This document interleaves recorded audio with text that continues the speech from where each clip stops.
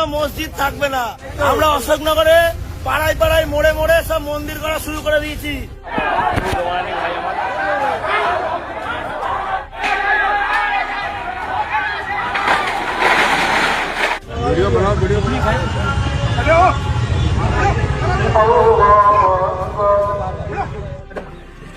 छोड़ो ओ छोटू बेटा শুরুতে যে ভিডিওগুলো আপনারা দেখলেন সেগুলো আসলে একটি বিশাল ভয়াবহ চিত্রের সামান্য একটি অংশ মাত্র।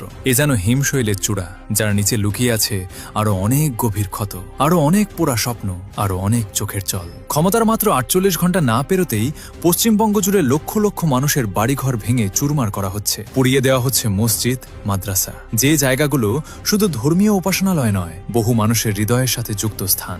রাস্তায় ফেলে মারধর করা হচ্ছে বৃদ্ধ মুসলিম নারী ও পুরুষদের, যাদের বয়স হয়েছে, যারা আর লড়ার শক্তি রাখেন না, তাদেরও রেহাই নেই। এমনকি কয়েক বছরের একটি নিষ্পাপ শিশুকেও ছাড় দেওয়া হয়নি। একটি শিশু যে পৃথিবীর রাজনীতি বোঝে না, যে জানে না ক্ষমতা কি, নির্বাচন কি, সেও হামলার শিকার হয়েছে শুধুমাত্র তার পরিচয়ের কারণে। জোরপূর্বক ঘরে ঢুকে মুসলিম মেয়েদের ওপর ধর্ষণের মতো নিকৃষ্টতম অপরাধ সংঘটিত হচ্ছে বলে ভয়াবহ অভিযোগ উঠে আসছে।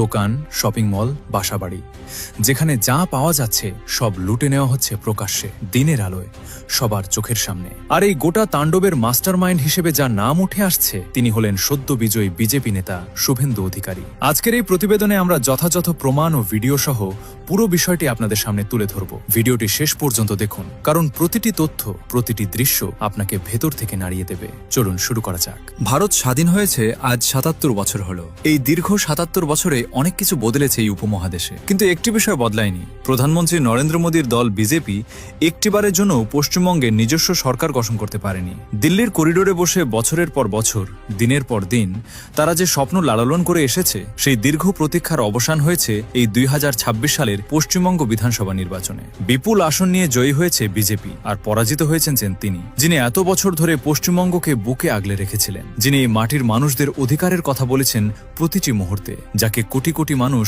ভালোবেসে দিদি বলে ডাকতেন। তুমি হলে মমতা ব্যানার্জি। তার দল তৃণমূল কংগ্রেস এই নির্বাচনে পরাজিত হয়েছে, আর এই পরাজয়ের সাথে সাথে যেন পশ্চিমবঙ্গের একটি বড় অংশের মানুষের মাথার উপর থেকে নিরাপত্তার ছাদটাও সরে গেছে। এত বছরের যে সুরক্ষা, যে আশ্রয়, তা যেন রাতারাতি উবে গেছে। এত বছর পর বিজেপির ক্ষমতায় আসাটা হয়তো অনেকের কাছে স্বাভাবিক গণতান্ত্রিক পরিবর্তন হিসেবে দেখা যেত। ভোটের মাধ্যমে ক্ষমতার পরিবর্তন, এটাই তো গণতন্ত্রের মূল কথা। কিন্তু সমস্যা সেখানে নয়। সমস্যা হলো ক্ষমতায় আসার মাত্র কয়েক ঘন্টার মধ্যে তারা যে কর্মকাণ্ড শুরু করেছে, তা কোনো সভ্য দেশের আইনে, কোনো গণতান্ত্রিক কাঠামোয়, কোনো সংবিধানের পাতায় গ্রহণযোগ্য নয়। ক্ষমতায় থাকলেই যে কাউকে চড়থাপ্পড় মারা যায় না, কারো বাড়িঘর ভেঙে গুড়িয়ে দেওয়া যায় না, সংখ্যালঘু